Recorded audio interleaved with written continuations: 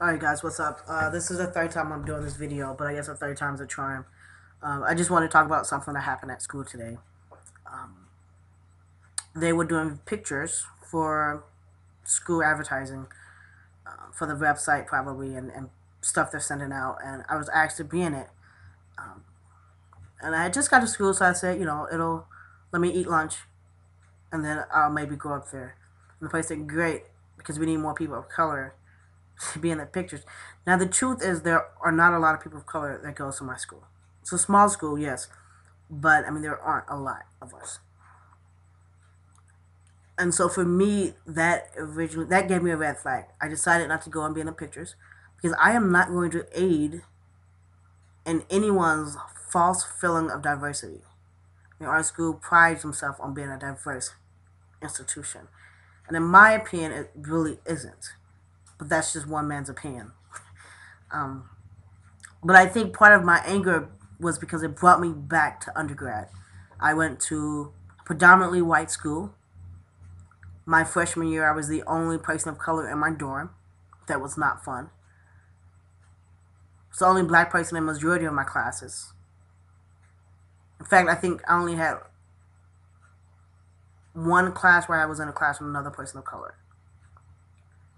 And I had to deal with a lot of different things that I wanted and I would love to put behind me, but those things inform a lot of my actions and a lot of who I am.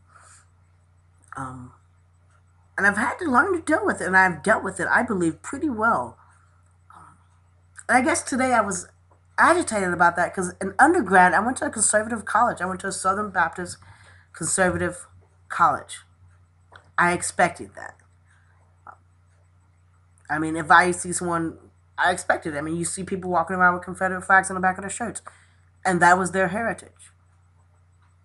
But at a quote unquote progressive liberal institution, I get angry easier, I suppose.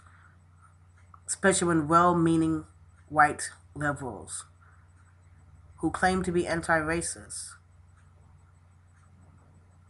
spew racism or ignorance. But ignorance isn't the right answer because ignorance means lack of knowledge. And I believe that it's important to be informed citizens. And also, as individuals, it is important to be careful with everything we say because every single action has a reaction. And if we say things without thinking, it could harm other people. Now, I'm a big man, I'm a big boy, and it didn't um, piss me off too long. But it could have. It could have. And I shouldn't have to deal with that. Shouldn't. But anyhow, that's just me rambling on about that, and it's the calmest way I could talk about what happened because I've had my share of situations in life of different forms of oppression and different forms of direct racism that I've experienced as a black man, and I'm tired of it. I just want to be able